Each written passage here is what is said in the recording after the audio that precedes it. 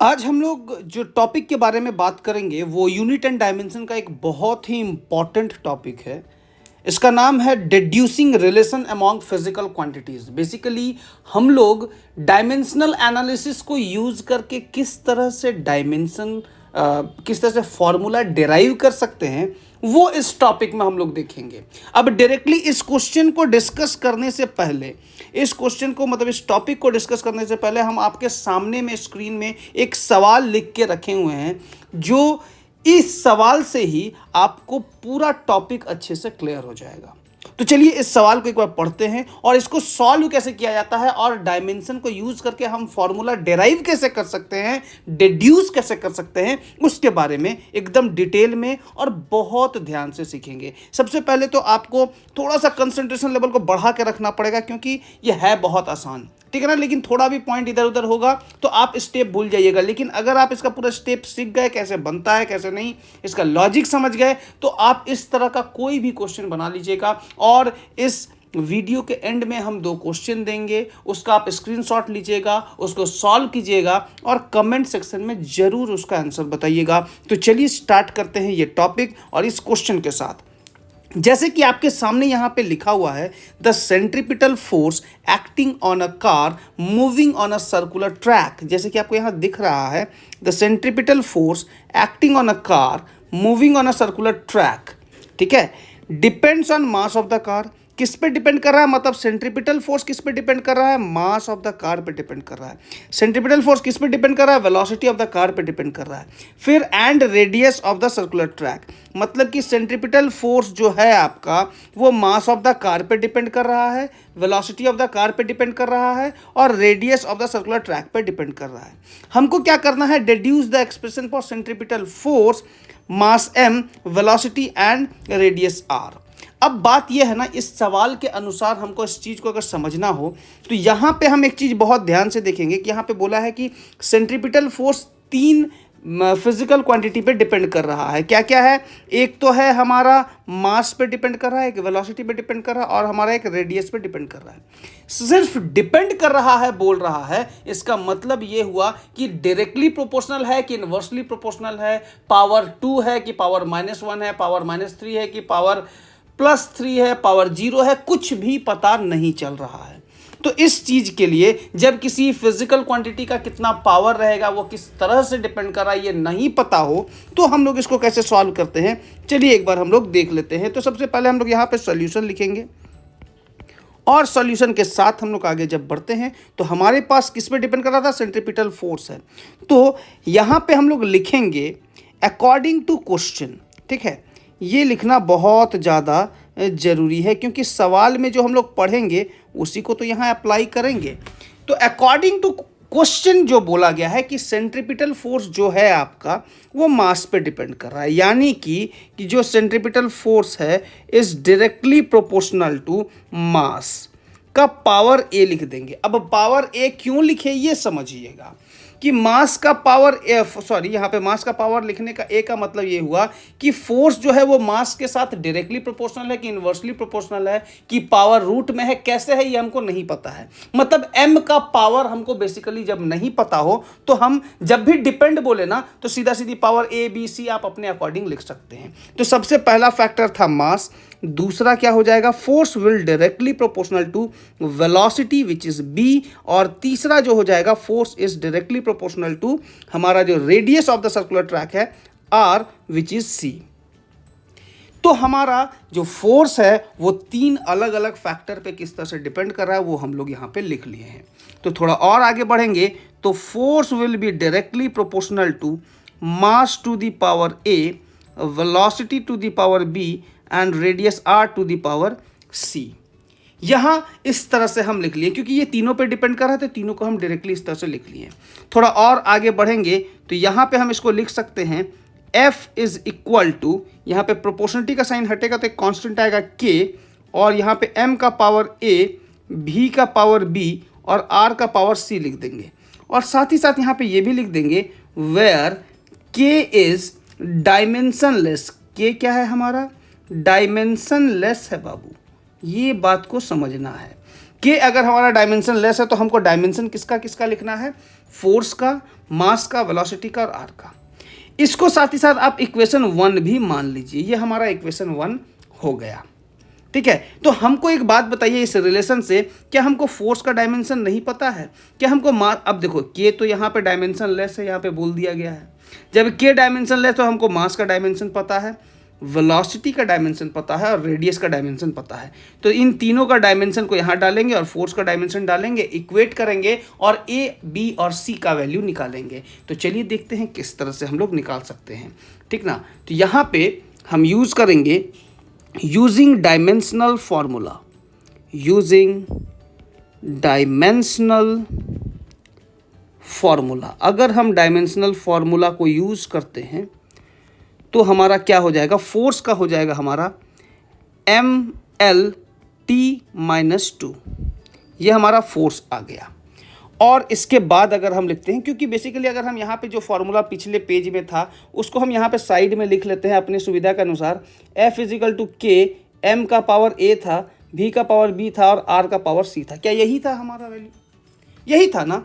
जब हमारा वैल्यू यही था तो इसको हम लोग बहुत आसानी से सॉल्व करेंगे, ठीक है ना। इस चीज़ को समझना भी है। अब क्या है, हमको डायमेंशन नेक्स्ट किसका लिखना है, मास का डायमेंशन लिखना है, क्योंकि फोर्स का डायमेंशन आप देख सकते हैं यहाँ पे हम लोग लिख चुके हैं, ठीक है। तो थोड़ा आगे बढ़ते हैं और यहाँ पे के का डायमेंशन तो होगा नहीं, तो यहाँ पे एम का डायमेंशन, एम का पावर हो जाएगा ए, यहाँ पे वी का पावर हो जाएगा LT-1 का पावर हो जाएगा बी, और आर हमारा लेंथी है, रेडियस भी हमारा एक तरह का लेंथी होता है, तो इसका पावर हो जाएगा सी। कुछ इस तरह से हम लोगों ने लिख दिया। अब यहाँ पे थोड़ा और आगे बढ़ेंगे तो ये हो जाएगा MLT का पावर -2 हो जाएगा। इसको कुछ इस तरह से लिख दिए हैं हम लोग। अब जब इसको इस तरह से लिख दिए तो थोड़ा और आगे बढ़ेंगे तो यहाँ पे हो जाएगा M का पावर A, ठीक है। अब देखो यहाँ पे L का पावर B होगा और T का पावर -B होगा, ठीक है। इसको इस तरह से लिख दिए और यहाँ पे L का पावर C हो गया। यहाँ L का पावर B और L का पावर C, देखो यहाँ पे बेस सेम होने से पावर का एडिशन होगा। कहने का मतलब यहाँ पे इसका और इसका बेस क्या है, सेम है, देख रहा है, तो पावर का क्या हो जाएगा, एडिशन हो जाएगा। तो चलिए ऐड करके लिखते हैं हम लोग। तो दिस विल बी MLT-2, देख रहे हो ना। अब क्या होगा, M का पावर A होगा, L का पावर B+C होगा और T का पावर -B होगा। ये आपको क्लियरली दिख रहा है।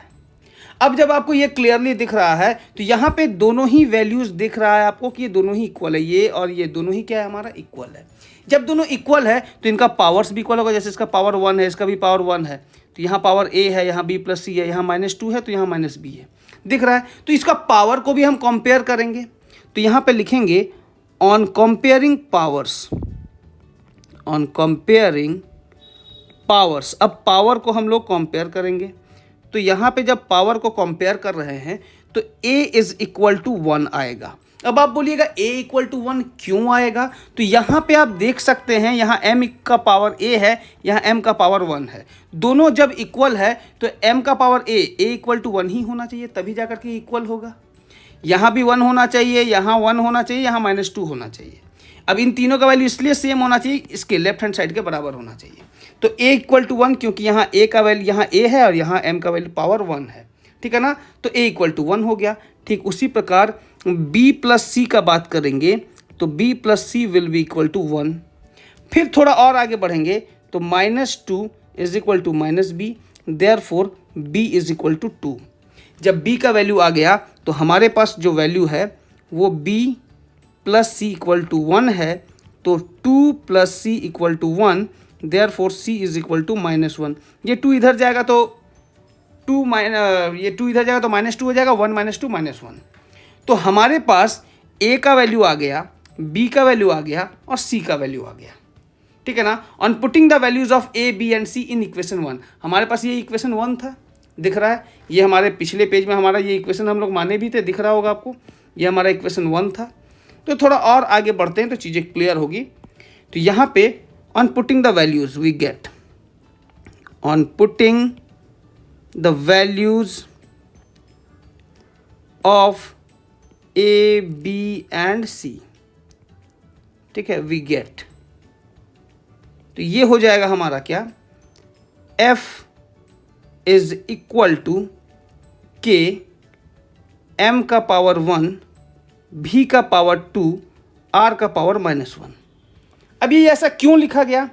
यहाँ पे a का वैल्यू देखो आपको 1 दिख रहा होगा, a का पावर 1 है तो a के जगह पे 1 लिख दिए, ठीक है। b का पावर 2 है तो b के पावर 2 लिख दिए, और c का पावर -1 तो c का पावर -1 लिख दिए, ठीक है। तो इसको फाइनली जब हम सॉल्व करेंगे तो यहाँ पे हम लोग लिखेंगे therefore force is equal to K M V square by R. ये हमारा फाइनल एक्सप्रेशन आ गया जो कि आपको दिख रहा है, और यही हमारा कहीं ना कहीं फाइनल आंसर है, ठीक है ना। This is our final answer, F is equal to K M V square by R. यहाँ पे के का वैल्यू 1 होगा।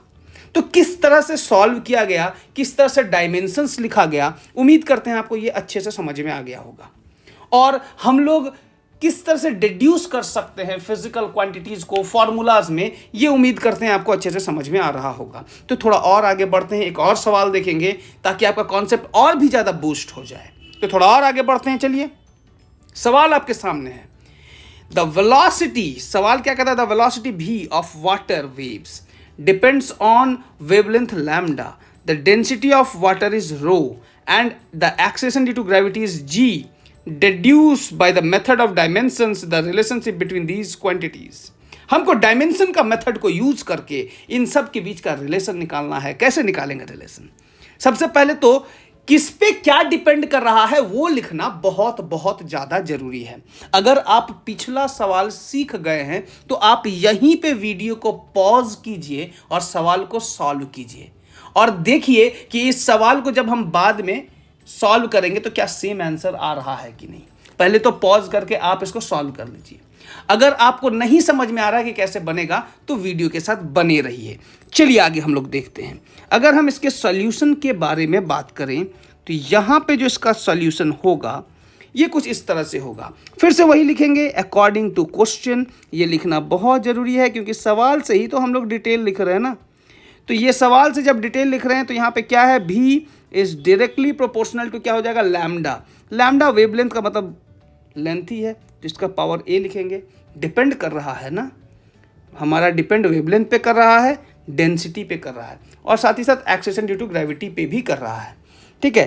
तो v इज यहाँ पे सॉरी इस तरह से लिखेंगे, v is directly proportional to rho to the power b and v is directly proportional to g to the power c।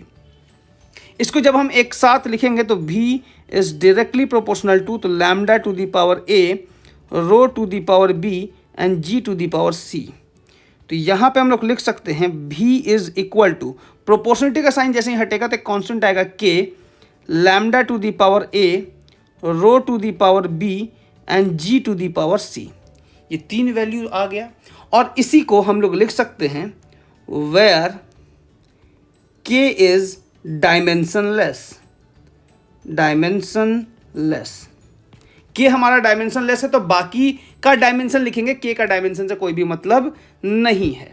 तो चलिए इसको हम इक्वेशन 1 मान लेते हैं और इसको सॉल्व करने का कोशिश करते हैं, ठीक है। तो सबका डायमेंशन लिखते हैं। चलिए यहाँ पे इसी जगह पर डायमेंशन लिखेंगे और चीज़ों को समझेंगे।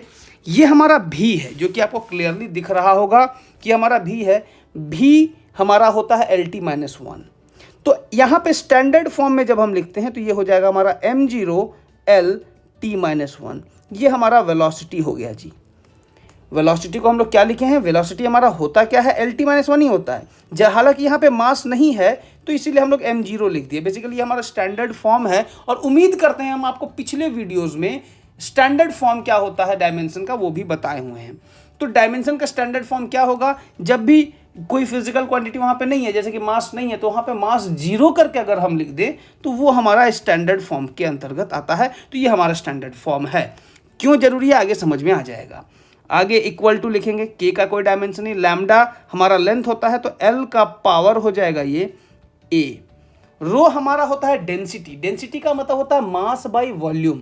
मास का m होगा, वॉल्यूम का L क्यूब होगा। तो L क्यूब जब ऊपर जाएगा तो L का पावर -3 हो जाएगा। देख लो ना हम डायमेंशन कैसे निकाल रहे हैं, आपको याद करने की जरूरत नहीं है। अगर फॉर्मूला पता है तो डायमेंशन अपने आप निकल आता है। बस आंख बंद करके प्यार से सोचना है, अपने आप फॉर्मूला डायमेंशन का आपके सामने निकल के आ जाएगा। तो डेंसिटी की बात करें तो डेंसिटी हमारा होता है ml का पावर -3 पावर b हो जाएगा, साथ ही साथ g का मतलब होता है LT-2, ठीक है ना। तो LT-2 यहां पे लिखते हैं और साथ ही साथ इसका पावर c। अब बात है कि LT-2 क्यों, एक्सीलरेशन ड्यू टू ग्रेविटी है ना, तो इसका भी डायमेंशन एक्सीलरेशन के बराबर ही होगा। तो थोड़ा और आगे सॉल्व कर ही देते हैं। तो यहाँ पे हो जाएगा m0 LT-1 होगा और इक्वल टू L का पावर a, यहाँ पे -3b होगा और यहाँ पे +c होगा, देख रहे हैं, ठीक है ना। और यहाँ पे m का पावर b हो जाएगा और t का पावर -2c हो जाएगा, जो कि आपको क्लियरली यहाँ पे दिख रहा है, ठीक है। ए बी सी के बीच के जो रिलेशन है वो हम लोग निकाले, इसको थोड़ा और सजा करके लिखेंगे नेक्स्ट पेज में तो आपको ज़्यादा अच्छा से समझ में आएगा। तो यहाँ पे हो जाएगा ये m0 LT-1, ये कुछ इस तरह से है। तो यहाँ पे m का पावर क्या हो जाएगा, देखिए m का पावर b है, तो यहाँ m का पावर b लिखेंगे। l का पावर क्या है देख सकते हैं, l का पावर हमारा a-3b + c है, a-3b + c, ठीक है। अब यहाँ पे t का पावर क्या है -2c, इसको कुछ इस तरह से लिख दिए हम, यही था ना। अब देख सकते हैं -2c। अब क्या है, जब हम कंपेयर करेंगे ऑन कंपेयरिंग, जब हम कंपेयर करते हैं वी गेट, हमको क्या मिलेगा, हमको जो मिलेगा वो बड़ा मज़ेदार चीज़ है, b = 0 मिलेगा सबसे पहले। क्यों b = 0, यहाँ कंपेयर करो, b है यहाँ पे m का पावर 0 है, तो b = 0, इसका वैल्यू जो है वो 1 के बराबर होगा, दिख रहा है ना। तो उसको सीधा सीधे लिख लेते हैं, हमारा a-3b + c = 1। अब b का वैल्यू यहाँ पे 0 है तो a + c = 1 हो जाएगा, और यहाँ पे -2c = -1, यानी कि c = 1/2। c = 1/2 आ गया तो a + 1/2 = 1, देयरफॉर a = 1/2। अब कैसे आया एक बार समझिए, a + c का वैल्यू 1 है, -2c = -1 है, c का वैल्यू 1/2, a + 1/2 हमारा 1 है, तो a का वैल्यू हमारा क्या हो जाएगा 1/2। इज इट क्लियर, a का वैल्यू निकल गया, c का वैल्यू निकल गया और b का भी वैल्यू निकल गया। जब a b c का वैल्यू निकल गया तो सीधा सीधी वैल्यू पुट कर देना है। ऑन पुटिंग द वैल्यूज, यहाँ पे हम लोग लिखेंगे on putting the values, putting a b and c we get in equation 1, ठीक है। इक्वेशन 1 में पुट करेंगे। इक्वेशन 1 क्या था, एक बार देखिए इक्वेशन 1 क्या था। इक्वेशन 1 हमारा कहीं ना कहीं ये वैल्यू था, दिख रहा है ना, ये हमारा वैल्यू जो था वो इक्वेशन 1 था। तो यहाँ पे सबका वैल्यू पुट करते हैं, यहाँ पे क्या हो जाएगा वैल्यू देख सकते हैं आप, v = सॉरी इसको कुछ इस तरह से लिखेंगे, v = k, lambda to the power a है तो यहाँ पावर 1/2 होगा, rho to the power b है तो रो का पावर 0 हो जाएगा, और यहाँ पे g का पावर भी c है तो ये 1/2 हो जाएगा। तो a b c का वैल्यू हम यहाँ पे पुट किए तो देयरफॉर v = k √अंडर लैम्डा इंटू जी आएगा, क्योंकि लैम्डा का भी पावर हाफ है और जी का भी पावर हाफ है। तो ये हमारा फाइनल आंसर आ गया जो कि आपको यहाँ पे दिख रहा है, और इसको हम एक ब्रैकेट में रखेंगे जिससे आपको समझने में बहुत ज़्यादा सुविधा होगा, ठीक है। ये हमारा फाइनल एक्सप्रेशन आ गया। उम्मीद करते हैं आपको ये एक्सप्रेशन अच्छे से क्लियर होगा, ठीक है। तो अगर आपको ये सवाल अच्छे से समझ, दो हम सवाल लिए हैं, दोनों सवाल को सेम पैटर्न से सॉल्व किए हैं, किस तरह से ए बी सी का वैल्यू निकाले हैं कंपेयर करके। उम्मीद करते हैं आपको समझ में आ गया होगा। अगर आपको थोड़ा भी डाउट है तो आप इस वीडियो को फिर से पीछे जा करके फिर से इसको कंप्लीटली देख सकते हैं। आपको बहुत अच्छे से समझ में आएगा, लेकिन जिस तरह से बताया गया है उम्मीद करते हैं आपको समझ में आ गया होगा। अब बात यह है कि जब आप प्रैक्टिस के लिए आप बैटिंग करना सीख गए हैं तो एक बार लंबा छक्का लगा के दिखाइए, इस सवाल को बना के दिखाइए। दो सवाल आपके सामने है, फोड़ के दिखाइए दोनों सवाल को। ये एक सवाल आपके सामने है, ये पहला सवाल है, इसको फोड़िए, और दूसरा सवाल ये है हमारा, इसको फोड़िए, और दोनों सवाल का जवाब आप कमेंट सेक्शन में लिख के बताइए, ठीक है। तो हमको बहुत खुशी होगा। अगर आपको ये वीडियो अच्छे से समझ में आया तो आप हमारे चैनल को सब्सक्राइब कीजिए, ठीक है, शेयर कीजिए अपने फ्रेंड्स के साथ, ठीक है, और इस आंसर को, इसका आंसर और इसका आंसर को कमेंट सेक्शन में जरूर लिखिए, ठीक है, और बेल आइकन को जरूर दबाइए ताकि हमारा जो नया वीडियो आए उसका नोटिफिकेशन आप तक तुरंत पहुंच जाए, ठीक है। तो तब तक के लिए धन्यवाद, फिर मिलते हैं अगले लेक्चर में।